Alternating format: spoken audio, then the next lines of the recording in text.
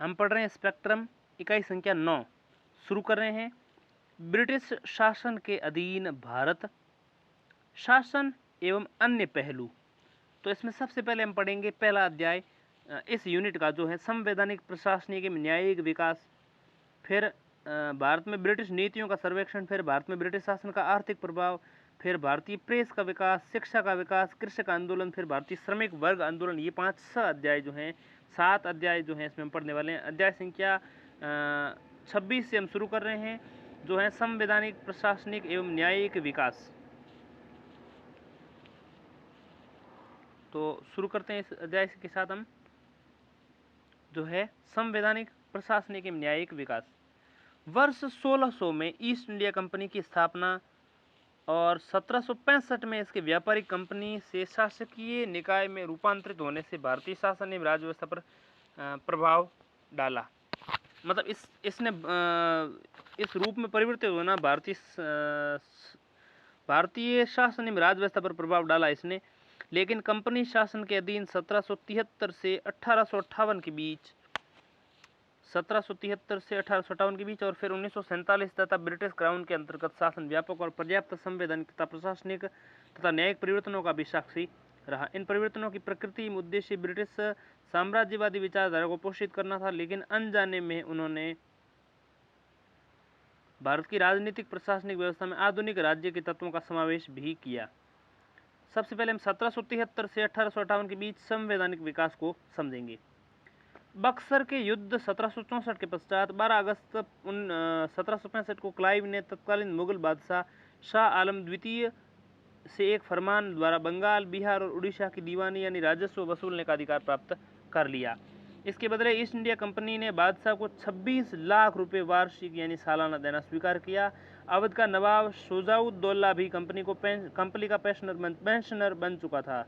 Company ने 2 उप दीवान नियुक्त किए, बंगाल के लिए मोहम्मद रजा खां और बिहार के लिए राजा शेताब राय। देखिए, सबसे पहले बक्सर का युद्ध 1764 और उसके बाद 12 अगस्त 1765 को क्लाइव ने, रॉबर्ट क्लाइव जो हैं अंग्रेजों का कंपनी की ओर से जो था वो तत्कालीन मुगल बादशाह शाह आलम द्वितीय, तत्कालीन मुगल बादशाह शाह आलम द्वितीय से एक फरमान जारी करवाया और 12 अगस्त 1765 को ये फरमान जारी हुआ और इसी दिन जो है बंगाल, बिहार और उड़ीसा की दीवानी राजस्व वसूलने का अधिकार प्राप्त कर लिया। इसके बदले ईस्ट इंडिया कंपनी ने बादशाह को 26 लाख रुपए वार्षिक देना तय किया। 12 अगस्त 1765 को ये सब हुआ।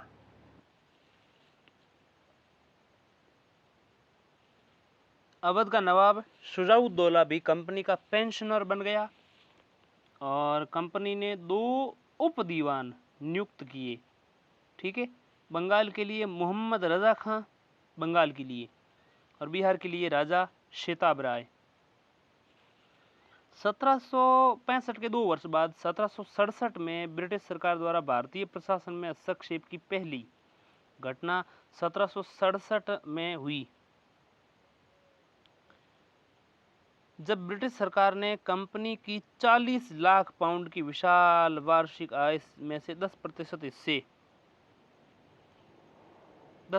हिस्से की मांग की। ब्रिटिश सरकार ने कंपनी के 40 लाख पाउंड की विशाल वार्षिक आय से 10% हिस्से की मांग अंग्रेजी सरकार ने प्रथम बार कंपनी के प्रशासन में की। ब्रिटिश सरकार द्वारा भारतीय प्रशासन में हस्तक्षेप की पहली घटना जो है 1767 में हुई। 1765 से 1772 तक क्या चला? प्रशासन की दोहरी प्रणाली अस्तित्व में रही। इसके अनुसार कंपनी दीवानी थी और नवाब नाजिम। कंपनी पर भूमि का सीमा शुल्क इत्यादि वसूलने की जिम्मेदारी थी और इस व्यवस्था में कंपनी के पास वास्तविक अधिकार थे, परंतु उसका दायित्व नहीं था कि उसके भारतीय प्रतिनिधियों उप दीवान को सभी अधिकार थे, लेकिन कोई जिम्मेदारी नहीं थी। यह व्यवस्था 7 वर्षों तक जारी रही। इस अवधि की निम्नलिखित विशेषताएं रही। कंपनी के कर्मचारियों के मध्य भ्रष्टाचार चरमोत्कर्ष पर पहुंच गया। उन्होंने निजी व्यापार द्वारा अकूत धन कमाया। अत्यधिक भू राजस्व की वसूली तथा किसानों का उत्पीड़न। कंपनी दिवालियेपन की कगार पर पहुंच गई, जबकि उसके कर्मचारी मालामाल हो गए। इसी बीच ब्रिटिश सरकार ने कंपनी के मामलों में कुछ कानून बनाने का निश्चय किया, जिसके फलस्वरूप निम्न अधिनियम अस्तित्व में आए। सबसे पहला रेगुलेटिंग एक्ट 1773। कंपनी के डायरेक्टरों को कहा गया कि वे अब से राजस्व से संबंधित मामलों तथा दीवानी एवं सैन्य प्रशासन के संबंध में किए गए सभी प्रकार से कार्यों से सरकार को अवगत कराएंगे। इस प्रकार पहली बार ब्रिटिश कैबिनेट को भारतीय मामलों में हस्तक्षेप करने का अधिकार दिया गया। कंपनी के डायरेक्टरों को क्या कहा गया कि वे अब से राजस्व से संबंधित सभी मामलों, दीवानी सैन्य प्रशासन के सभी मामलों, सभी प्रकार से कार्य सरकार को अवगत कराएंगे, उनकी सूचना सरकार तक पहुंचेगी।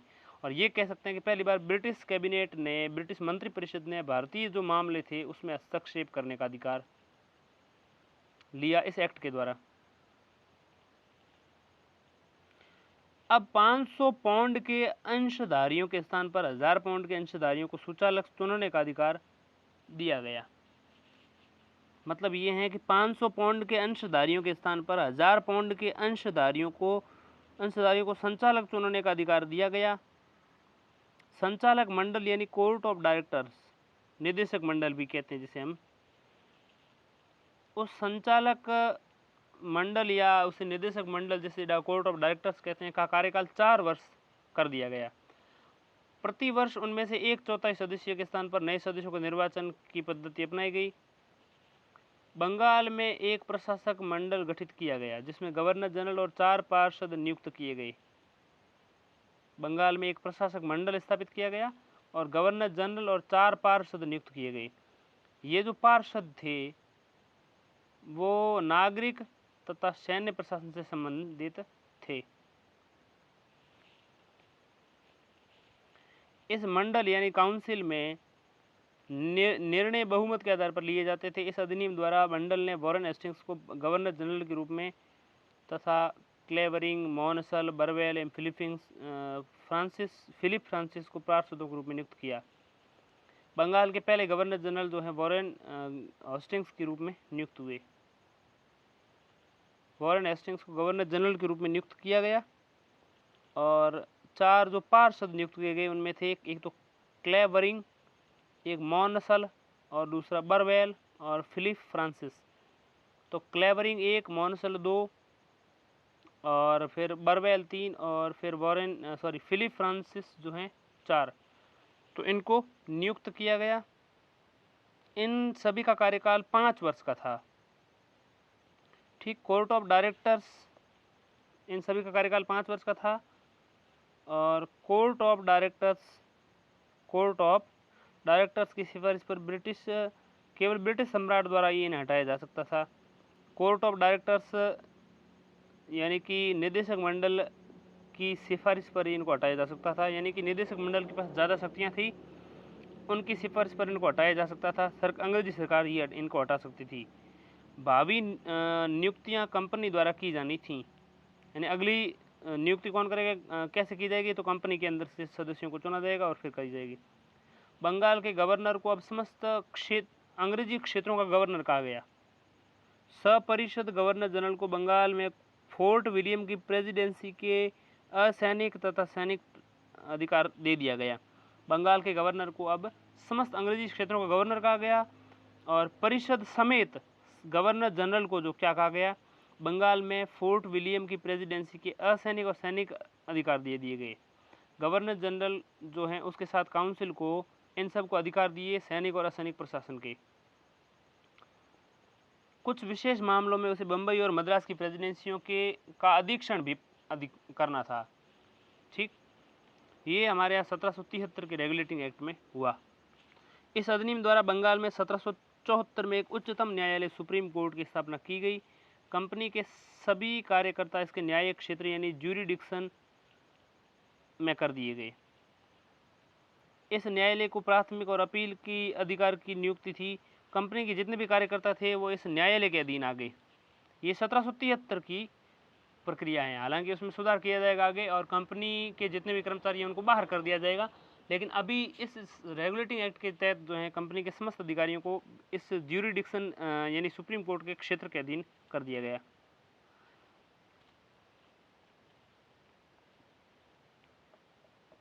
इस न्यायालय में एक मुख्य न्यायाधीश तथा 3 न्यायाधीश थे। सर एलिजाह एमपी को सुप्रीम कोर्ट का प्रथम मुख्य न्यायाधीश नियुक्त किया गया। उच्चतम न्यायालय में अंग्रेज एवं भारतीय सभी न्याय की गुहार कर सकते थे। उच्चतम न्यायालय में अंग्रेज भी और भारतीय सभी न्याय की गुहार कर सकते थे। यहाँ इंग्लैंड में प्रचलित न्यायिक विधियों के अनुसार न्याय की व्यवस्था थी। न्यायालय को यह भी अधिकार दिया गया कि वो कंपनी एवं सम्राट की सेवा में लगे व्यक्तियों के विरुद्ध मामले, कार्रवाई एवं शिकायत की सुनवाई कर सकता था। यानी कोर्ट को, सुप्रीम कोर्ट जो बना था, सुप्रीम कोर्ट को यह भी अधिकार दिया गया कि वह कंपनी या सम्राट की सेवा में लगे व्यक्तियों के विरुद्ध मामले, कार्रवाई, शिकायत की सुनवाई कर सकता था। भारतीयों के लिए भी यही सुप्रीम कोर्ट न्याय करती थी और अंग्रेजों के लिए भी यही। और न्याय अंग्रेजी सरकार के शासन के अनुसार होते थे। कानून बनाने का अधिकार गवर्नर जनरल और उसकी परिषद को था।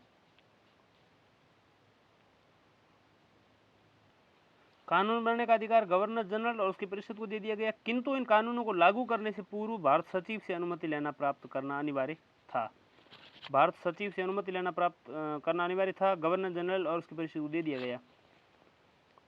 कंपनियों के कर्मचारियों के निजी व्यापार को पूर्णतया प्रतिबंधित कर दिया गया। इस एक्ट में कर्मचारियों के लिए वेतन वृद्धि कर दी गई तथा उन्हें नजराना, घूस, इसके अलावा भेंट आदि लेने की मनाही कर दी गई। इस अधिनियम के सभी प्रावधान परीक्षण एवं संतुलन के सिद्धांत पर आधारित थे। तो बड़ा एक तो निजी व्यापार और घूस, नजराना वगैरह, ढींकड़ा पूंछना सब बंद कर दिया गया। कानून बनाने का अधिकार गवर्नर जनरल और उसकी परिषद को दिया गया। यानी सपरिषद गवर्नर जनरल को कानून बनाने का अधिकार दिया गया। ठीक है, लेकिन कानून लागू करने से पूर्व भारत सचिव से अनुमति जरूरी थी। 1774 में सुप्रीम कोर्ट बना। 4 न्यायाधीश में एक मुख्य न्यायाधीश था। सर एलिजाह प्रथम मुख्य न्यायाधीश बने। ठीक है, और कंपनी के कर्मचारी भी इस न्यायालय के अधीन आते थे। अंग्रेज लोग भी, भारतीय नागरिक भी इस सुप्रीम कोर्ट जा सकते थे किसी भी मामले की सुनवाई के लिए। इसके अलावा बंगाल में एक प्रशासक मंडल गठित किया गया। ठीक, और गवर्नर जनरल और 4 पार्षद नियुक्त किए गए। ये पार्षद नागरिक तथा सैन्य प्रशासन से संबंध थे।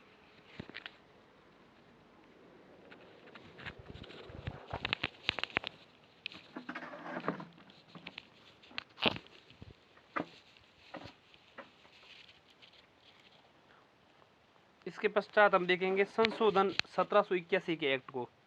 कलकत्ता स्थित उच्चतम न्यायालय के न्यायिक क्षेत्र को परिभाषित कर दिया गया। संशोधन अधिनियम में क्या किया गया? अब देखिए, प्रॉब्लम ये आ रही थी पहले एक्ट से कि सुप्रीम कोर्ट और मुख्य न्यायाधीश गवर्नर जनरल सुप्रीम कोर्ट और गवर्नर जनरल जो काउंसिल थी उनके बीच टकराट होती रहती थी।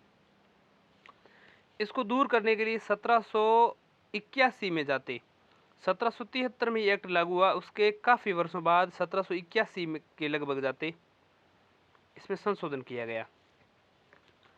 कलकत्ता में स्थित उच्चतम न्यायालय के न्यायिक क्षेत्र को परिभाषित कर दिया गया। ठीक, इसके अलावा राजस्व एकत्रित करने की व्यवस्था में कोई रुकावट नहीं डाली जाए, ऐसा उच्चतम न्यायालय से कहा गया। इसके अलावा कानून बनाने और उसके क्रियान्वयन करते समय भारतीयों के सामाजिक धार्मिक रीति रिवाजों का सम्मान किया जाए, इसमें ऐसा कहा गया। यानी कि मुस्लिमों के कानून मुस्लिमों के हिसाब से देखे जाए और भारतीयों के कानून भारतीय नीति या उस हिसाब से देखे जाएं, धर्म के प्रावधानों के हिसाब से। ये एक्ट इतना ही बताता है, ज़्यादा इसमें कुछ नहीं किया गया था। एक तो न्यायालय की परिभाषाएं स्पष्ट कर दी गई कि भारतीय जो नागरिक थे, वो नागरिक जो हैं भारतीय नागरिक और कंपनी के कर्मचारी वगैरह ये न्यायालय के क्षेत्र के अंतर्गत, कंपनी के कर्मचारी न्यायिक क्षेत्र के बाहर हो जाएंगे। भारतीय जितने भी नागरिक हैं वो कंपनी के न्यायालय क्षेत्र के संपूर्ण बंगाल के लोग जो हैं वो न्यायिक क्षेत्र के अंतर्गत आ जाएंगे। अब देखें Pitt's India act 1784। Regulating act के दोषों को दूर करने के लिए इस एक्ट को पारित किया गया। रेगुलेटिंग एक्ट में जो गड़बड़ें रह गई थी उसको दूर करने के लिए इस एक्ट से संबंधित विधेयक ब्रिटेन के तत्कालीन प्रधानमंत्री पिट द यंगर ने संसद में प्रस्तुत किया। 1784 में ब्रिटिश संसद ने इसे पारित कर दिया। इस एक्ट के प्रमुख उपबंध निम्नानुसार थे। 1784 की पिट्स इंडिया एक्ट में जो बिंदु थे उसमें बिंदु पहला है, 6 कमिश्नरों के लिए एक नियंत्रण बोर्ड की स्थापना की गई, जिससे भारत में अंग्रेजी अधिकृत क्षेत्र पर पूरा अधिकार दिया गया। इसे बोर्ड ऑफ कंट्रोल के नाम से जाना गया था। इसके सदस्यों की नियुक्ति ब्रिटेन के सम्राट द्वारा की जाती थी।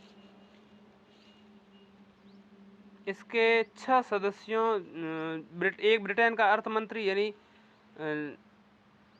चांसलर ऑफ एक्सक्यूर, दूसरा विदेश सचिव यानी सेक्रेटरी ऑफ स्टेट, तीसरा और 4 अन्य सदस्य अन्य सम्राट जो हैं प्रिवी काउंसिल के सदस्यों से चुने जाते थे। भारत में गवर्नर जनरल के परिषद की सदस्य संख्या 4 से घटाकर 3 कर दी गई और इनमें से एक स्थान मुख्य सेनापति यानी कमांडर इन चीफ को दे दिया गया। ठीक, एक स्थान जो है मुख्य सेनापति यानी कमांडर इन चीफ को दे दिया गया। बम्बई और मद्रास के गवर्नर पूर्ण रूपेण गवर्नर जनरल के अधीन कर दिए गए। भारत में कंपनी के अधिकृत प्रदेशों को पहली बार नया नाम ब्रिटिश अधिकृत भारतीय प्रदेश दिया गया। अधिकृत यानी जिन क्षेत्रों का पर अधिकार हो गया था उनको ब्रिटिश भारत का क्षेत्र 1784 की पिट्स इंडिया एक्ट में कहा गया। मद्रास तथा बम्बई के गवर्नर जनरलों की सहायता के लिए 3-3 सदस्यीय परिषदों का गठन किया गया। देशी राजाओं से युद्ध और संधि के पहले गवर्नर जनरल को कंपनी के डायरेक्टरों से स्वीकृति लेना अनिवार्य था। देशी राजाओं से युद्ध और संधि करने से पहले गवर्नर जनरल को कंपनी के डायरेक्टरों से स्वीकृति लेना जरूरी था। गवर्नर जनरल यूं ही देशी राजाओं से युद्ध और संधि से नहीं कर सकता था, उस गवर्नर जनरल को कंपनी के डायरेक्टरों से स्वीकृति लेना अनिवार्य था। इसके अलावा भारत में अंग्रेज अधिकारियों के ऊपर मुकदमा चलाने के लिए इंग्लैंड में एक कोर्ट की स्थापना की गई। भारत में अंग्रेज अधिकारियों के ऊपर मुकदमा चलाने के लिए इंग्लैंड में एक कोर्ट की स्थापना की गई। कंपनी के डायरेक्टरों की एक गुप्त सभा बनाई गई जो अधिकतर सभा या संचालक मंडल के सभी आदेशों को भारत भेजती थी। कंपनी के डायरेक्टरों की गुप्त सभा बनाई गई और जो अधिकार सभा या संचालक मंडल, ठीक है, अधिकार सभा या संचालक मंडल यानी कि संचालक मंडल को हम निदेशक मंडल भी कह सकते हैं। संचालक मंडल निदेशक मंडल के सभी आदेशों को भारत भेजती थी। कंपनी के डायरेक्टरों की गुप्त सभा। संचालक मंडल यानी निदेशक मंडल द्वारा तैयार किए जाने वाले पत्र आज्ञाएं नियंत्रण बोर्ड के सम्मुख रखे जाते थे। संचालक मंडल द्वारा तैयार किए जाने वाले पत्र आज्ञाएं जो है नियंत्रण बोर्ड के समक्ष रखे जाते थे। संचालक मंडल को भारत से प्राप्त होने वाले पत्रों को भी नियंत्रण बोर्ड के सम्मुख रखना आवश्यक था। यानी अब शक्तियां जो है ज़्यादा नियंत्रण बोर्ड के पास आ गई थी। नियंत्रण बोर्ड पत्रों में तब्दीली कर सकता था। तो कुल मिला के बात यह है कि 1784 के पिट्स इंडिया एक्ट में नया काम जो हुआ वो एक नियंत्रण बोर्ड की स्थापना की गई। ठीक है, बोर्ड ऑफ कंट्रोल जो है उसको ज़्यादा शक्तियां दी गई। अधिनियम 1786, गवर्नर जनरल को मुख्य सेनापति की शक्तियां भी मिल गई। मुख्य सेनापति यानी कमांडर इन चीफ जो है गवर्नर जनरल को ही बना दिया गया। पहले गवर्नर जनरल जो होता था वो अलग होता था, लेकिन 1786 का ये जो एक्ट लाया गया था वो कार्नवालिस के उद्देश्य के लिए लाया गया था, उसे कमांडर इन चीफ। और इसके अलावा गवर्नर जनरल को विशेष परिस्थितियों में अपनी काउंसिल के निर्णयों को रद्द करने, अपने काउंसिल के निर्णयों को लागू करने का अधिकार भी दे दिया। अब चार्टर एक्ट 1793, कंपनी को व्यापारिक अधिकारों को अगले 20 वर्षों के लिए आगे बढ़ा दिया गया। यानी कंपनी अब 20 वर्ष तक व्यापार कर सकती थी, ऐसा 1793 के अधिनियम में किया गया। फिर चार्टर एक्ट 1813, 1793 के बाद 1813, चार्टर एक्ट 1813 में क्या किया गया, 1813 में कंपनी के चार्टर की अवधि समाप्त होने वाली थी, तो इंग्लैंड में कंपनी के व्यापारिक एकाधिकार को समाप्त करने की मांग की जाने लगी। कंपनी के भारतीय साम्राज्य में अत्यधिक वृद्धि हो जाने से भी उसके व्यापारिक और राजनीतिक दोनों मोर्चों को संभालना मुश्किल हो रहा था, इसलिए 1813 में आते फिर कंपनी के व्यापारिक एकाधिकार को समाप्त करने की मांग की जाने लगी। इसके साथ ही हस्तक्षेप यानी कि लाइसेंस फेयर के सिद्धांत और नेपोलियन द्वारा लागू की गई महाद्वीपीय व्यवस्था यानी कॉन्टिनेंटल सिस्टम से अंग्रेजों के लिए यूरोपीय मार्ग के लगभग बंद हो गए थे। फलतः सभी चाहते थे कि कंपनी का व्यापारिक एकाधिकार समाप्त कर दिया जाए। इन परिस्थितियों में 1813 का चार्टर एक्ट पारित हुआ, जिसमें निम्न व्यवस्थाएं की गई। पहला, कंपनी का भारतीय व्यापार पर एकाधिकार समाप्त कर दिया गया 1813 से, यद्यपि इसका चीन और चाय के साथ व्यापारिक एकाधिकार बना रहा।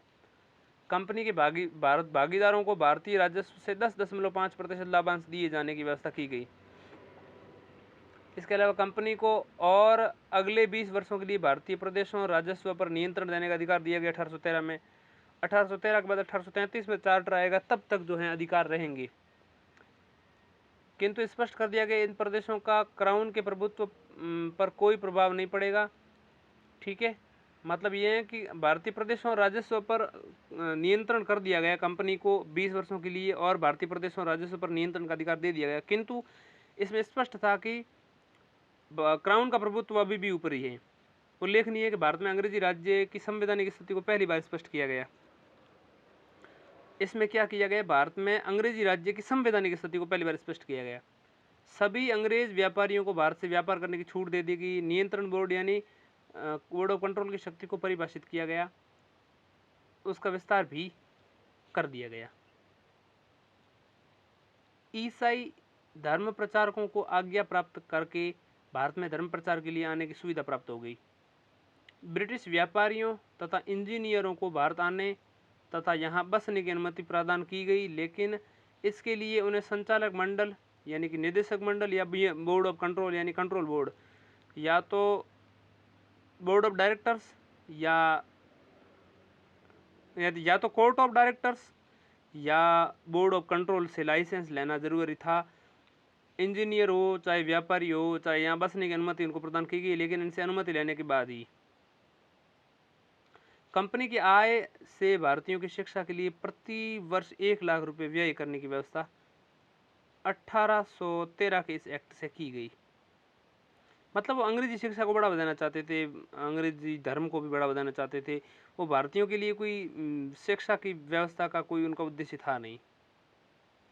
चार्टर एक्ट 1833, चाय के व्यापार में चीन के साथ व्यापार करने संबंधी एकाधिकार को भी समाप्त कर दिया गया।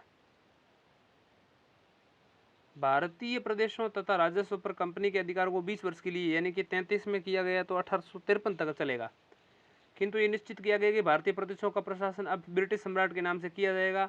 अंग्रेजों को बिना अनुमति के ही भारत आने और रहने की आज्ञा दे दी। वे भारत में भूमि भी खरीद सकते थे। भारत में सरकार का वित्तीय, विधायी और प्रशासनिक रूप से केंद्रीकरण करने का प्रयास किया गया। सेंट्रलाइजेशन हुआ 1833 के सेक्टर में। भारत का गवर्नर जनरल, बंगाल का गवर्नर जनरल को भारत का गवर्नर जनरल बना दिया गया। गवर्नर जनरल को कंपनी के नागरिक तथा फौजी कार्यों के नियंत्रण, व्यवस्था, निर्देशन का अधिकार दे दिया गया। बंगाल के साथ मद्रास, बंबई और अन्य प्राधिकृत प्रदेशों को गवर्नर जनरल के नियंत्रण में रख दिया गया। सभी कर गवर्नर जनरल की आज्ञा से ही लिए लगाए जाने थे, मतलब सभी टैक्सेस, और उसके साथ ही व्यय का अधिकार भी दिया गया। सपरिषद गवर्नर जनरल को भारत के लिए कानून बनाने का अधिकार दिया गया। मद्रास और बंबई कानून बनाने की शक्तियां समाप्त कर दी गई। गवर्नर जनरल की परिषद में एक चौथा सदस्य विधि विशेषज्ञ रूप में शामिल किया गया। मैकाले पहला विधि विशेषज्ञ था। ठीक है, 1833 में मैकाले को शामिल किया। भारतीय कानून को संचालित, संहिताबद्ध और सुधारने की भावना से एक विधि आयोग की नियुक्ति की गई। भारतीय कानून को संचालित, संहिताबद्ध और सुधारने की भावना से एक विधि आयोग की नियुक्ति की गई। इस एक्ट द्वारा स्पष्ट कर दिया गया कि कंपनी के प्रदेश में रहने वाले किसी भारतीय को केवल धर्म, वंश, जन्म स्थान आदि इत्यादि के आधार पर कंपनी के किसी पद के लिए वो योग्य हो वंचित नहीं किया जाएगा, लेकिन ये प्रावधान वास्तव में कागजों में ही सिमट कर रह गया। इसके अलावा भारत में दास प्रथा को गैर कानूनी घोषित कर दिया गया। गवर्नर जनरल ने निर्देश दिया कि भारत में दास प्रथा को समाप्त करने के लिए आवश्यक कदम उठाए। 1843 में दास प्रथा का उन्मूलन किया गया। 1833 में एक्ट लाया गया। 10 साल बाद दास प्रथा प्रतिबंधित हो गई और सिविल सेवकों के लिए खुली भर्ती की कोशिश की गई, लेकिन मतलब कोर्ट ऑफ डायरेक्टर्स के विरोध के कारण संचालन बोर्ड, जिसे हम निदेशक मंडल भी कह सकते हैं, उस निदेशक मंडल या संचालन मंडल जो है, उस संचालक मंडल के विरोध के कारण सिविल सेवकों के लिए खुली भर्ती परीक्षा जो है वो कागजों में ही रह गई थी। अब हम समझते हैं अगला चार्टर एक्ट 1853। कंपनी को भारतीय प्रदेशों को जब तक संसद न चाहे तब तक के लिए अपने अधीन रखने की अनुमति दे दी। डायरेक्टरों की संख्या 24 से घटाकर 18 कर दी गई। सब में पहले 24 डायरेक्टर थे और में से 6 सम्राट द्वारा मनोनीत किए जाने थे। 18 रख दिए डायरेक्टर, सब 6 जो हैं वहाँ के नियुक्त किए गए। नियुक्ति के मामले में डायरेक्टरों का संरक्षण समाप्त कर दिया गया। नियुक्ति के मामले में डायरेक्टरों का संरक्षण समाप्त कर दिया गया। नियुक्ति जो है डायरेक्टरों की नियुक्ति का संरक्षण जो है अब समाप्त कर दिया गया। इसके अलावा विधि सदस्य को गवर्नर जनरल की परिषद का पूर्ण सदस्य बना दिया गया। विधि सदस्य को पूर्ण सदस्य बना दिया। गवर्नर जनरल की परिषद में कानून निर्माण में सहायता देने के लिए 6 नए सदस्यों की नियुक्ति की, परंतु कार्यकारी परिषद को विधान परिषद के विधेयक को वीटो करने का अधिकार था। गवर्नर जनरल की परिषद में कानून निर्माण के लिए 6 और सदस्यों की नियुक्ति की गई, जिनको हम क्या कहते हैं, विधि सदस्य, या इनको क्या कह सकते हैं, विधि सदस्य ही कह सकते हैं ना। परंतु कार्यकारी परिषद को विधान परिषद के विधेयक, जबकि कार्यकारी परिषद जो थी उसको विधान परिषद के विधेयक का वीटो का अधिकार था। कार्यकारी परिषद जो पहले से थी वो विधान परिषद जो बन रही थी 6 सदस्य, उन 6 विधि सदस्यों के विधेयक को वीटो करने का अधिकार कार्यकारी परिषद के पास ही था। पहले से जो मौजूद परिषद थी उनके पास था, वो उनको रोक सकती थी, उनके पास निषेधाधिकार था। जो विधि सदस्य लाए गए थे वो कमज़ोर थे। बंगाल के लिए पृथक लेफ्टिनेंट गवर्नर की नियुक्ति की गई। बंगाल के लिए पृथक लेफ्टिनेंट गवर्नर की नियुक्ति की गई। एलजी यानी उपराज्यपाल की नियुक्ति बंगाल के लिए पृथक एलजी बनाया गया। भारत के शासन को अच्छा बनाने के लिए 1858 का अधिनियम। 1857 के विद्रोह ने कंपनी की जटिल परिस्थितियों में प्रशासन की सीमाओं को स्पष्ट कर दिया। इसके पश्चात कंपनी से प्रशासन का दायित्व वापस लेने और ताज क्राउन द्वारा भारत का प्रशासन प्रत्यक्ष रूप से संभालने की मांग और तेज हो गई। इसलिए अधिनियम पारित किया गया और भारत का शासन ब्रिटेन की संसद को दे दिया गया। अब भारत का शासन ब्रिटिश साम्राज्य की ओर से भारत राज्य सचिव यानी secretary of the state for India को चलाना था, जिसकी सहायता के लिए 15 सदस्यीय भारत परिषद यानी इंडियन काउंसिल का गठन किया गया। भारत के शासन से संबंधित सभी कानून और कदमों पर सचिव की स्वीकृति अनिवार्य कर दी गई, जबकि भारत परिषद केवल सलाहकार प्रकृति की थी। इस प्रकार पिट्स इंडिया एक्ट द्वारा प्रारंभ की गई द्वैध शासन की व्यवस्था 1858 के एक्ट में समाप्त हो गई। पिट्स इंडिया एक्ट के द्वारा द्वैध शासन व्यवस्था शुरू की गई थी, जिसमें एक मंडल था, निदेशक मंडल था, और एक नियंत्रण बोर्ड था। निदेशक मंडल और नियंत्रण बोर्ड 2 व्यवस्थाएं थी, लेकिन यहाँ पर आते ही समाप्त हो गई। डायरेक्टरों की सभा यानी कोर्ट ऑफ डायरेक्टर्स और नियंत्रण बोर्ड अधिकार सभा यानी कि board of control. Court of directors यानी डायरेक्टरों की सभा और नियंत्रण बोर्ड या इसको अधिकार सभा यानी बोर्ड ऑफ कंट्रोल समाप्त कर दिए गए। इसके समस्त अधिकार भारत राज्य सचिव को दे दिए गए। भारत में 15 सदस्यों में से 7 सदस्यों की नियुक्ति अंग्रेज अधिकार सम्राट तथा शेष सदस्यों के चयन का अधिकार कंपनी के डायरेक्टरों को दे दिया गया। अखिल भारतीय सेवाओं तथा अर्थव्यवस्था के संबद्ध मसलों पर भारत सचिव भारत परिषद की राय मानने को बाध्य था। यानी अखिल भारतीय सेवाओं और भारतीय अर्थव्यवस्था से संबद्ध मसलों पर भारत का राज्य सचिव या भारत सचिव भारत परिषद की राय, भारत परिषद जो 15 सदस्यों की थी उनकी राय को मानने के लिए बाध्य था अखिल भारतीय सेवाओं के लिए और अर्थव्यवस्था से संबंधित मसलों पर। भारत के गवर्नर जनरल को भारत सचिव की आज्ञा के अनुसार कार्य करने के लिए बाध्य कर दिया गया। यानी भारत का गवर्नर जनरल जो था उसको भारत सचिव की आज्ञा के अनुसार काम करने के लिए बाध्य कर दिया गया। गवर्नर जनरल जो भारत का था वो अब भारत सचिव की आज्ञा मानेगा। इसके अलावा गवर्नर जनरल को वायसराय की उपाधि दी गई और भारत में ताज के प्रतिनिधि के रूप में कार्य करने लगा और उसे वायसराय कहा गया। अब गवर्नर जनरल की बजाय जो वायसराय था, कहने का मतलब गवर्नर जनरल भारत सचिव या सेक्रेटरी ऑफ इंडिया फॉर जो भी सेक्रेटरी ऑफ काउंसिल कहते हैं उसको एक नया नाम दिया गया था, secretary of the state for India. Secretary of state for India जो था भारत का राज्य सचिव, उस सेक्रेटरी ऑफ स्टेट फॉर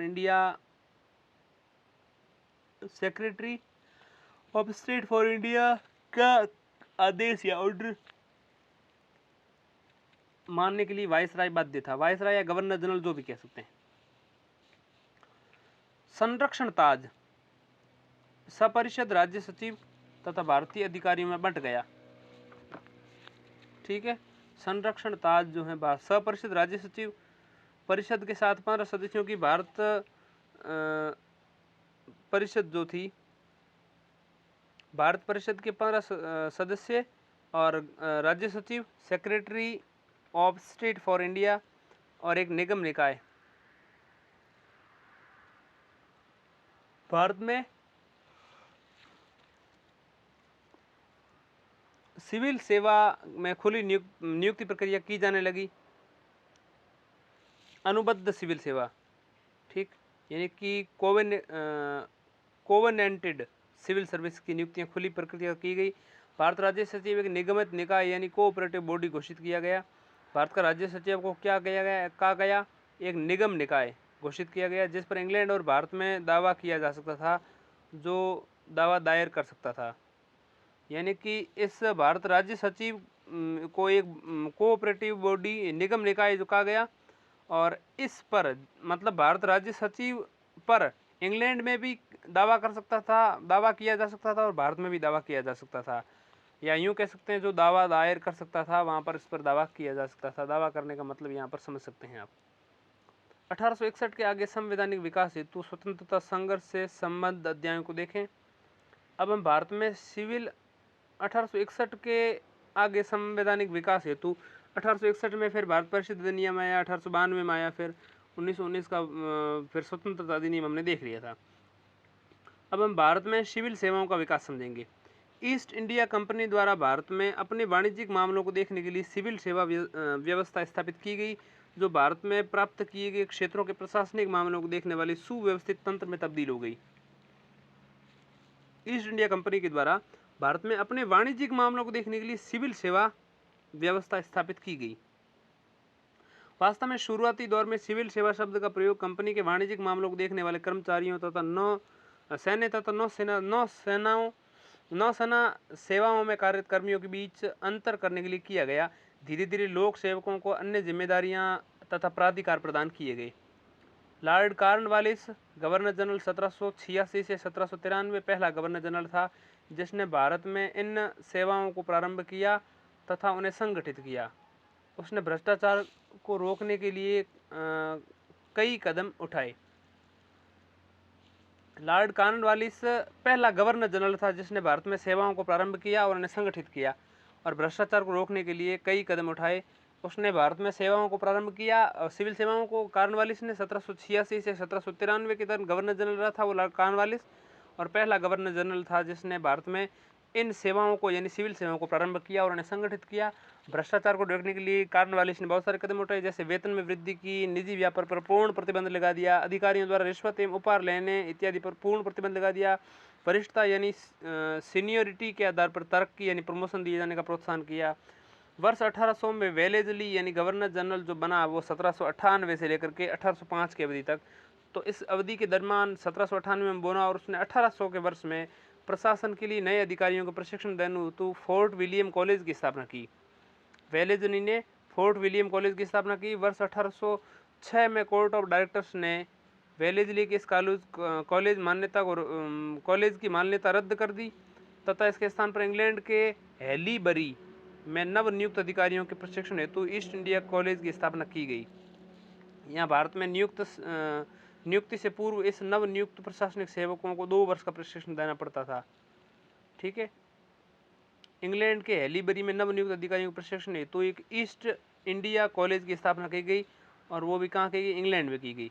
तो भारत में प्रशिक्षण के लिए अंग्रेजों के उस शहर में इंग्लैंड में जो हैलीबरी कॉलेज थी उसमें नव नियुक्ति अधिकारियों के प्रशिक्षण हेतु ईस्ट इंडिया कॉलेज की स्थापना की गई, और वहाँ से यहाँ भारत में नियुक्ति से पूर्व नव नियुक्त प्रशासनिक सेवकों को 2 वर्ष का प्रशिक्षण वहाँ लेना पड़ता था, 2 साल का। चार्टर अधिनियम 1853 में सिविल सेवा संबंधी प्रावधान। इस एक्ट के द्वारा नियुक्तियों के मामले में डायरेक्टरों का संरक्षण समाप्त हो गया तथा सभी नियुक्तियां एक प्रतियोगी परीक्षा के द्वारा की जाने लगीं, जिसमें किसी भी प्रकार का भेदभाव नहीं रखा गया। कंपनी के उच्च पदों में नियुक्ति के लिए प्रारंभ से ही भारतीयों के लिए द्वार पूर्णतया बंद थे। कॉर्नवालिस का विचार था कि हिंदुस्तान का प्रत्येक नागरिक भ्रष्ट है। और 1793 के चार्टर एक्ट द्वारा 500 पाउंड वार्षिक आय वाले सभी पद कंपनी के अनुबंध अधिकारियों के लिए आरक्षित कर दिए गए। कंपनी के प्रशासनिक पदों से भारतीयों को पृथक करने के लिए निम्नलिखित कारण थे। अंग्रेजों का विश्वास था कि ब्रिटिश हितों को पूरा करने के लिए अंग्रेजों को ही प्रशासन का दायित्व संभालना चाहिए। अंग्रेजों की ये धारणा थी कि भारतीय ब्रिटिश हितों के प्रति अयोग्य, अविश्वसनीय व संवेदनशील हैं। इसके अलावा ये धारणा थी कि जब तक इन पदों के लिए यूरोपीय ही मात्र पर्याप्त मात्रा में उपलब्ध हैं, उनके बीच इन पदों को प्राप्त करने हेतु कड़ी प्रतिस्पर्धा है, तब ये भारतीयों को क्यों दे दिए जाएं। इसके अलावा यद्यपि 1833 के चार्टर एक्ट द्वारा कंपनी के पदों हेतु भारतीयों के लिए प्रवेश द्वार खोल दिए गए, किंतु वास्तव में इस प्रावधान का पालन जो है नहीं किया गया। 1857 के पश्चात 1858 में साम्राज्य विक्टोरिया की घोषणा में यह आश्वासन दिया गया कि सरकार सिविल सेवाओं की नियुक्ति के लिए रंग के आधार पर किसी प्रकार का भेदभाव नहीं करेगी। सभी भारतीय स्वतंत्रता पूर्व अपनी योग्यता अनुसार प्रशासनिक पदों को प्राप्त करने में सक्षम होंगे, किंतु इस घोषणा के पश्चात भी सभी उच्च प्रशासनिक पद केवल अंग्रेजों के लिए सुरक्षित रहे। भारतीयों को फुसलाने एवं समानता के सिद्धांत को देखा देने के लिए डिप्टी मजिस्ट्रेट, डिप्टी कलेक्टर के पद सृजित कर दिए गए, जिससे भारतीयों को लगा कि वे इन पदों को प्राप्त कर सकते हैं, किंतु स्थिति ज्यों की त्यों बनी रही। अब हम समझते हैं भारतीय सिविल सेवा अधिनियम 1861। इस अधिनियम द्वारा कुछ पद अनुबंध सिविल सेवकों के लिए आरक्षित कर दिए गए। अनुबद्ध सिविल सेवकों के लिए आरक्षित कर दिए गए, किंतु ये व्यवस्था की गई कि प्रशासनिक सेवाओं में भर्ती के लिए अंग्रेजी माध्यम से एक प्रवेश परीक्षा इंग्लैंड में आयोजित की जाएगी, जिसमें ग्रीक एवं लैटिन इत्यादि भाषाओं के विषय होंगे। भारत में इस परीक्षा के लिए आयु 23 वर्ष थी। तदुपरांत यह 23 वर्ष से 22 वर्ष की गई 1860 में, फिर 21 वर्ष 1866 में, अंत में घटा करके 19 वर्ष की गई 1878 में। 1863 में सत्येंद्रनाथ टैगोर ने इंडियन सिविल सर्विस में सफलता पाने वाले प्रथम भारतीय का गौरव प्राप्त किया। सत्येंद्रनाथ टैगोर 1878 से 1879 में लॉर्ड लिटन ने वैधानिक सिविल सेवा यानी स्टैच्यूटरी सिविल सर्विस की योजना प्रस्तुत की। इस योजना के अनुसार प्रशासन के 1/6 अनुबद्ध पद उच्च कुल के भारतीयों से भरे जाने थे। इन पदों के लिए प्रांतीय सरकारें सिफारिश करेंगी और वायसराय एवं भारतीय सचिव की अनुमति के पश्चात उम्मीदवारों की नियुक्ति कर दी जाएगी। इनकी पदवी और वेतन संस्रावती सेवा से कम होता था, लेकिन ये वैधानिक सिविल सेवा असफल हो गई तथा 8 वर्ष पश्चात इसे समाप्त कर दिया गया। भारतीय राष्ट्रीय कांग्रेस की मांग 1885 में अपनी स्थापना के पश्चात कांग्रेस ने मांग की थी कि इन सेवाओं के प्रवेश के लिए आयु में वृद्धि की जाए। इन परीक्षाओं का आयोजन क्रमशः ब्रिटेन एवं भारत दोनों स्थानों में किया जाए। लोक सेवाओं पर एचिसन कमेटी 1885 में कांग्रेस की स्थापना हुई। 1886 में एक कमेटी की स्थापना होती लोक सेवाओं के लिए। एचिसन कमेटी क्या थी? इस कमेटी का गठन डफरिन ने 1886 में किया। इस कमेटी ने निम्नलिखित सिफारिशें की। इन सेवाओं में अनुबद्ध यानी कि अनुबद्ध और अअनुबद्ध शब्दों को समाप्त किया जाए। इसके अलावा सिविल सेवाओं को 3 भागों में वर्गीकृत किया जाए। सिविल सेवा, इसके प्रवेश परीक्षाएं इंग्लैंड में आयोजित की जाए। प्रांतीय सिविल सेवा, इसके लिए प्रवेश परीक्षाएं भारत में आयोजित की जाएं। और अधीनस्थ सिविल सेवा, इसके लिए प्रवेश परीक्षाएं भारत में आयोजित की जाएं। तो प्रांतीय सिविल सेवा और अधीनस्थ सिविल सेवा की परीक्षाएं भारत में होती थी और बाकी सिविल सेवा जो थी वो इंग्लैंड में परीक्षा उसकी आयोजित होती थी। सिविल सेवाओं में आयु सीमा को बढ़ाकर 23 वर्ष कर दी गई।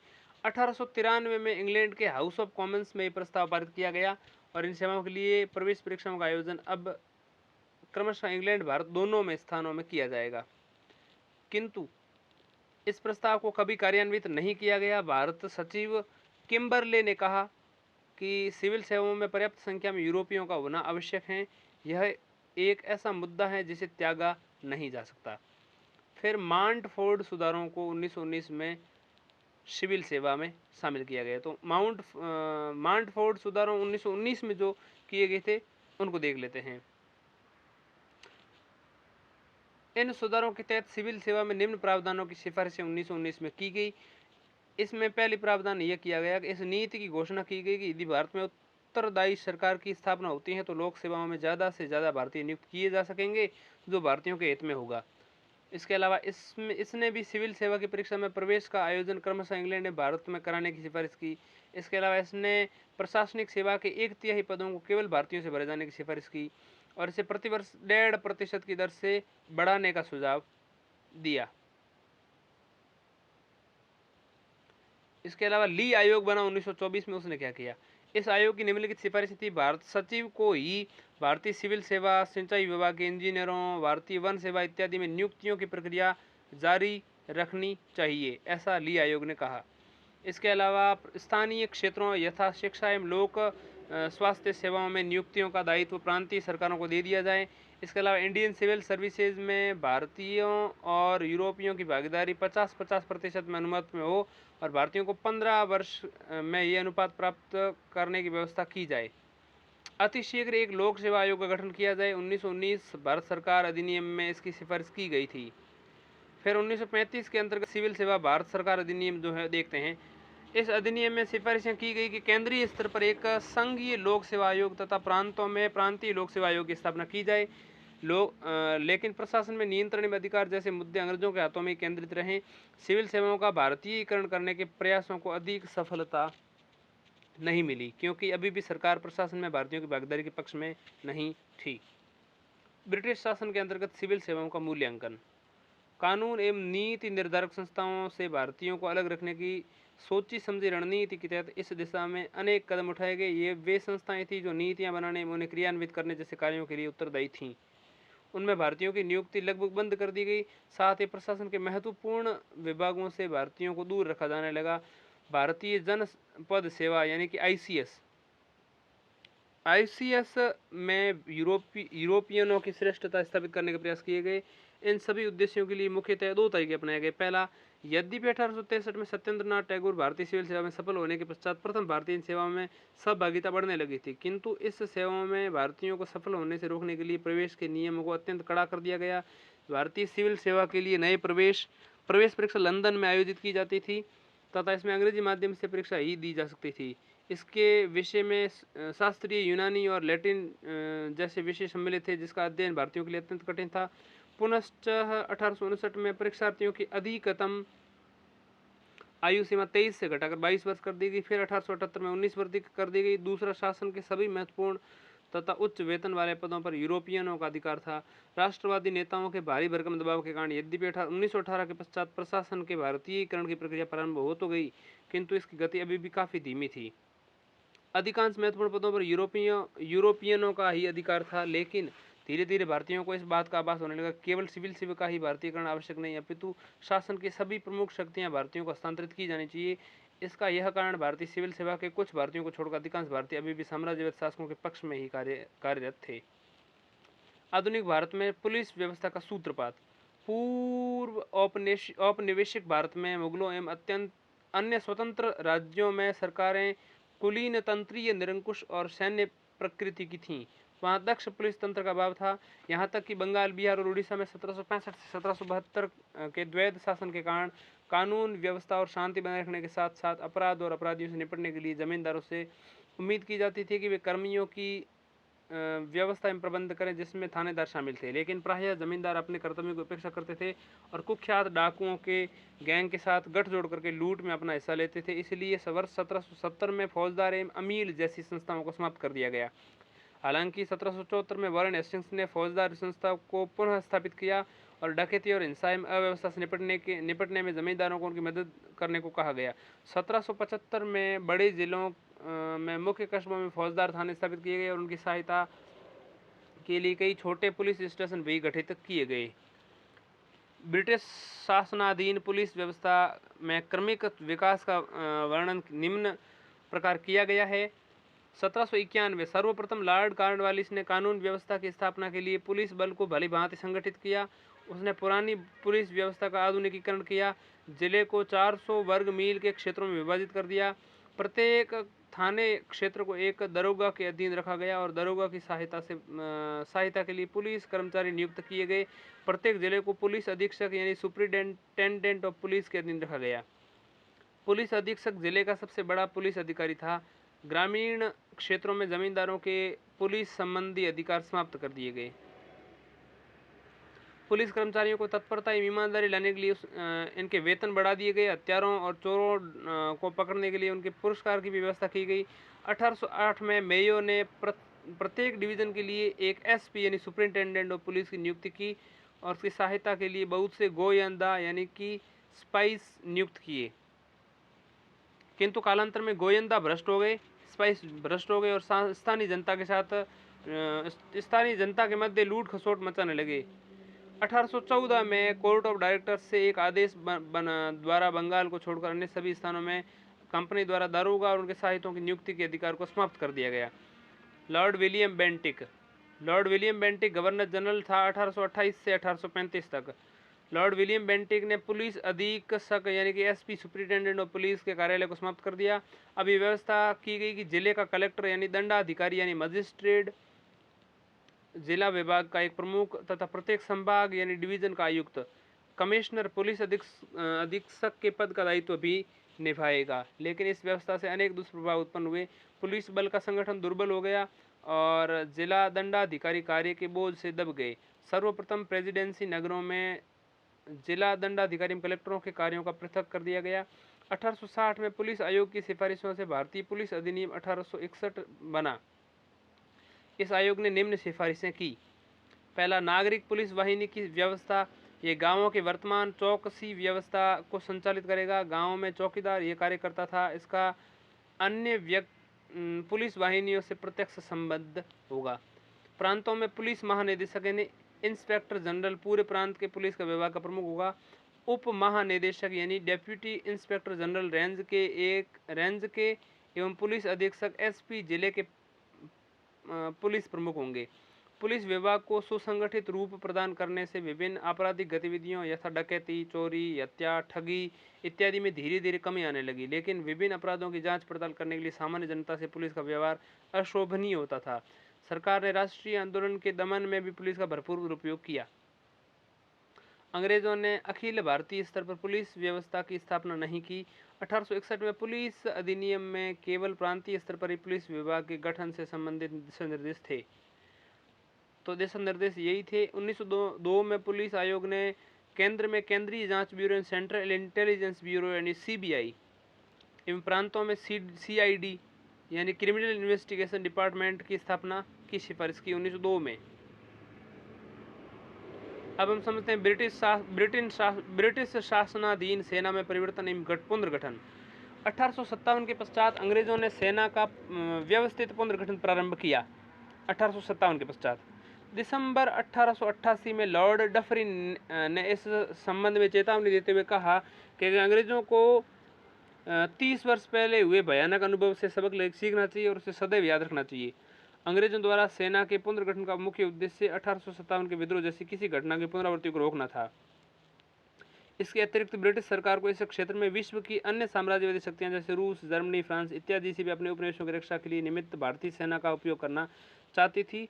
सरकार की नीति यह थी कि वह सेना की भारतीय शाखा का उपयोग एशिया, अफ्रीका में अपने उपनिवेशों के विस्तार में करेंगी तथा सेना की ब्रिटिश शाखा का उपयोग भारत में अंग्रेजी शासन की पकड़ मजबूत करने तथा उससे स्थायित्व प्रदान करने में किया जाएगा। सरकार की इस नीति के तहत सेना की भारतीय शाखा पर यूरोपीय शाखा की सर्वोच्चता सुनिश्चित की गई। इस संबंध में 1859 में 1879 में गठित आयोगों ने सुझाव दिया कि अंग्रेजी सेना की संख्या कम से कम 1/3 अवश्य होनी चाहिए। 1857 से पहले अंग्रेजी सेना की संख्या केवल 14% थी।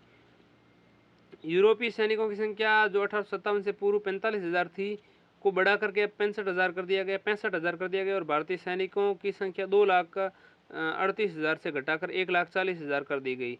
बंगाल में यूरोपीय सैनिकों का भारतीय सैनिकों से अनुपात 1:2 रखा गया, जबकि मुंबई और मद्रास में 1:3 रखा गया। संवेदनशील भौगोलिक क्षेत्रों तथा सेना के महत्वपूर्ण विभागों यथा तोपखाने, सिग्नल्स तथा सशस्त्र बलों में कड़ाई से यूरोपियनों का एकाधिकार स्थापित किया गया। यहाँ तक कि सन 1900 तक भारतीय सैनिकों को दी जाने वाली बंदूकें यूरोपियनों की तुलना में घटिया किस्म की होती थी। सेना के किसी महत्वपूर्ण विभाग में भारतीयों का कोई महत्वपूर्ण दायित्व नहीं सौंपा जाता था। यह स्थिति द्वितीय विश्व युद्ध तक बनी रही। सेना में ऑफिसर रैंक के पद पर किसी भारतीय को नियुक्त किए जाने की अनुमति नहीं थी। 1914 तक सेना का सर्वोच्च पद जहां भारतीय पहुंच सकता था वो था सूबेदार। 1918 के पश्चात भारतीय सैनिकों के कमिश्नर रैंक दिया जाना प्रारंभ हुआ। 1926 के अंत में भारतीय सैंडहर्स्ट आयोग ने अनुमान लगाया कि 1952 तक सेना का केवल 50% भारतीयकरण ही हो सकेगा। संतुलन एवं प्रतितुलन तथा बांटो और राज करो की नीति के आधार पर सेना की भारतीय शाखा का पुनर्गठन किया गया। 1879 के सेना आयोग ने इस बात पर बल दिया कि सेना में भारतीयों से संतुलित किया जाए, यूरोपियनों की सर्वोच्चता स्थापित की जाए। सन 1887 से 1892 तक सेना के कमांडर इन चीफ मुख्य सेनापति रहे। लॉर्ड रॉबर्ट्स के काल में 1880 के समय एक नई विचारधारा का विकास हुआ। इसके अनुसार लड़ाकू जातियों और गैर लड़ाकू जातियों की स्थिति स्पष्ट होनी चाहिए। इससे विशिष्ट समुदायों से सेना को अच्छे फौजी प्राप्त हो सकेंगे। कालांतर में इसी विचारधारा के तहत सिख, गोरखा एवं पठानों को सेना में भर्ती किया गया और इसका प्रयोग भारतीयों द्वारा किए गए विद्रोहों और राष्ट्रवादी आंदोलनों को कुचलने के लिए किया गया। इसके पीछे सरकार की मंशा थी कि इससे भारतीयों में प्रजातीय भेदभाव पनपेगा और राष्ट्रवादी आंदोलन स्वयं में दुर्बल हो जाएगा। 1857 के विद्रोह में वे स्थान लेंगे जहां के सैनिकों ने विद्रोहियों का साथ दिया था। गैर लड़ाकू जाति के घोषित कर दिए जाएंगे। इन स्थानों में अवध, बिहार, मध्य भारत एवं दक्षिण भारत प्रमुख थे। इससे भी अधिक सेना के सभी रेजिमेंट्स में जातीय एवं सांप्रदायिक कंपनियों का गठन किया गया और भारतीय शाखा में संतुलन के लिए विभिन्न सामाजिक जातीय तबकों से युवाओं को सेना में भर्ती किया गया। सैनिकों में सांप्रदायिक, जातीय, दलित एवं क्षेत्रीय भावनाओं को उबारा गया जिससे राष्ट्रवाद के विकास को रोका जा सके। भारत सचिव चार्ल्स वुड ने घोषणा की थी कि उसकी इच्छा है कि सैनिकों में विद्रोह, प्रतिद्वंद्वितापूर्ण भावनाओं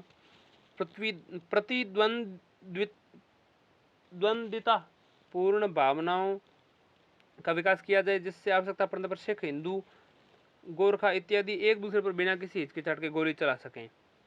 इस प्रकार ईस्ट इंडिया कंपनी की सेना अंग्रेजी सेना में सम्मिलित कर ली गई और यूरोपीय पदाती एवं घुड़सवार ब्रिटेन के पदातियों और घुड़सवारों में सम्मिलित कर लिए गए। अंग्रेजी सेना के सैनिक और पदाधिकारी भारत में सेवा करने तथा अनुभव प्राप्त करने के उद्देश्य से नियमित रूप से भारत भेजे जाने लगे। बम्बई, मद्रास, बंगाल के तोपखाने, शाही इंजीनियर्स में सम्मिलित कर दिए गए। पंजाब, नेपाल तथा उत्तर पश्चिम प्रांतों की जातियों को अच्छा फौजी मानकर उन्हें बहुसंख्या में सेना में भर्ती किया गया।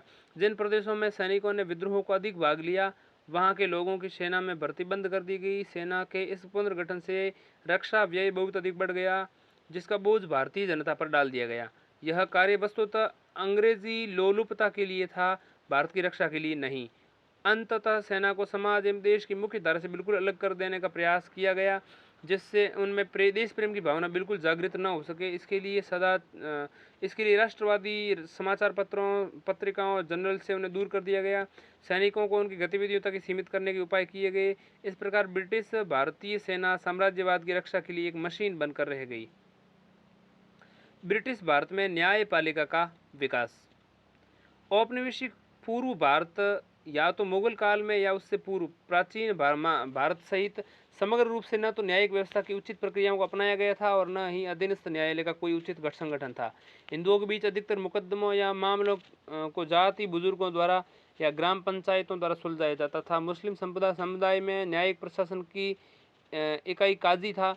राजा और बादशाह को न्याय की सर्वोच्च अदालत समझा जाता था और न्याय प्रदान करने की प्रक्रिया प्रायः स्वेच्छाचारी होती थी। सामान्य विधि व्यवस्था की शुरुआत अभिलेखित न्यायिक निर्णयों पर आधारित को ईस्ट इंडिया कंपनी द्वारा 1726 में मद्रास, कलकत्ता और बॉम्बे में स्थापित मेयर कोर्ट को स्थापित करने से माना जा सकता है। व्यापारिक कंपनी से शासकीय शक्ति में परिवर्तित होने के साथ न्यायिक व्यवस्था के नवीन तत्वों ने मौजूदा मुगल न्यायिक व्यवस्था को प्रतिस्थापित कर दिया। उन परिवर्तनों का संक्षिप्त वर्णन निम्न प्रकार है। वॉरेन हेस्टिंग्स के अधीन सुधार 1772 से 1785। वॉरेन हेस्टिंग्स के अधीन सुधार देखें तो न्याय सुधारों की दिशा में वॉरेन हेस्टिंग्स द्वारा किए गए प्रयास अत्यधिक सफल रहे। न्यायिक सुधार में वारेन हेस्टिंग्स 1772 से 1785 के दौरान करता रहा। इससे पूर्व न्याय व्यवस्था अत्यंत स्पष्ट व असंतोषजनक थी। वारेन हेस्टिंग्स ने न्याय व्यवस्था को दुरुस्त करने के लिए निम्न कदम उठाए। प्रत्येक जिले में एक जिला दीवानी अदालत और जिला फौजदारी अदालत स्थापित की। दीवानी और फौजदारी अदालत वारेन हेस्टिंग्स से अलग की। जिला दीवानी अदालत में न्याय का कार्य कलेक्टर के अधीन होता था, जहां दीवानी मामलों की सुनवाई की जाती थी, और इन अदालतों में हिंदुओं के लिए हिंदू विधि तथा मुसलमानों के लिए मुस्लिम विधि लागू होती थी। इन अदालतों में 500 रुपये तक के मुकदमे की सुनवाई हो सकती थी। जिला दीवानी अदालत के ऊपर सदर दीवानी अदालत होती थी। जिला दीवानी अदालत के ऊपर सदर ऊपर अदालत होती थी, जहां जिला दीवानी अदालत के फैसले के विरुद्ध अपील की जा सकती थी। सदर दीवानी अदालत में अध्यक्ष सर्वोच्च परिषद के प्रधान एवं अन्य सदस्य होते थे। इनकी सहायता के लिए भारतीय अधिकारी होते थे। जिला फौजदारी अदालत में फौजदारी मामलों की सुनवाई की जाती थी। यह अदालत एक भारतीय अधिकारी के अधीन होती थी, जिसकी सहायता के लिए मुफ्ती और काजी होते थे। यह अदालत भी कलेक्टर के सामान्य नियंत्रण में होती थी। इस अदालत में मुस्लिम कानून लागू होता था तथा न्याय की कार्यवाही खुली अदालत में की जाती थी। संपत्ति की जब्ती मृत्युदंड के लिए मुर्शिदाबाद स्थित सदर निजामत अदालत को स्वीकृति मिलना आवश्यक था। जिला निजामत अदालत के विरुद्ध सदर निजामत अदालत की अपील की जा सकती थी। इसका अध्यक्ष एक उप निजाम होता था तथा एक मुख्य मुफ्ती, एक मुख्य काजी और 3 मौलवी उसकी सहायता करते थे। 1773 के रेगुलेटिंग एक्ट द्वारा कलकत्ता के सुप्रीम कोर्ट की स्थापना की गई और इसके अधिकार क्षेत्र में कलकत्ता में रहने वाले सभी अंग्रेज भारतीय आते थे। किसी मामले में दोनों पक्ष सहमति दें तो कलकत्ता से बाहर के मुकदमों की भी सुनवाई भी कर सकता था ये कोर्ट, और यहाँ कानून लागू होता था, लेकिन अक्सर सुप्रीम कोर्ट एवं अन्य न्यायालयों के मध्य टकराव होता रहता था। कार्नवालिस के अधीन सुधार।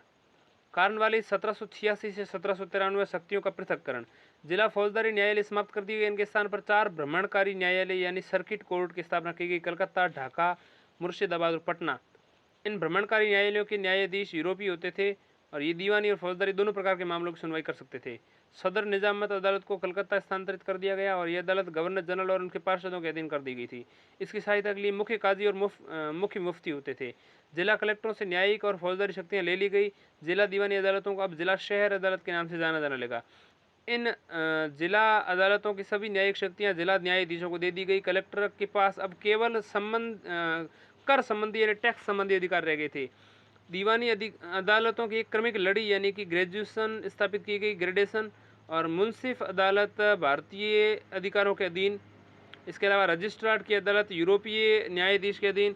इसके अलावा जिला न्यायालय जिला न्यायाधीश के अधीन। इसके अलावा जिला न्यायालयों के ऊपर 4 प्रांतीय न्यायालय। इसके अलावा कलकत्ता में सदर निजामत अदालत। इसके अलावा सब परिषद सम्राट यानी किंग इन काउंसिल, जहां 5000 से अधिक मूल्य के मामलों की सुनवाई हो सकती थी। कार्नवालिस संहिता। लॉर्ड कार्नवालिस ने अपने न्यायिक सुधारों को अंतिम रूप देकर उन्हें 1793 में एक संहिता यानी कोड के रूप में प्रस्तुत किया, जिससे कार्नवालिस संहिता के नाम से जाना जाता है। यह संहिता मुख्यतया शक्तियों के पृथक्करण इन सेपरेशन ऑफ पावर के सिद्धांत पर आधारित थी। इस संहिता द्वारा कार्नवालिस ने कर तथा न्याय प्रशासनों को पृथक कर दिया। यूरोपियों के मामलों को भी अदालत के अधीन कर दिया गया। सरकारी अधिकारों की सरकारी कार्यों की दीवानी अदालतों के सम्मुख जवाबदेह बना दिया गया। कानून की विशिष्टता का सिद्धांत यानी principle of sovereignty of law स्थापित किया गया। विलियम बेंटिक के अधीन सुधार। विलियम बेंटिक के अधीन सुधार किए गए। उसके पश्चात 1857 के प्रमुख परिवर्तन देखेंगे, फिर केंद्रीय प्रांतीय स्थानीय सरकारों को पढ़ेंगे और इसके बाद की चीज़ों को हम अगले आने वाले अध्याय में पढ़ेंगे।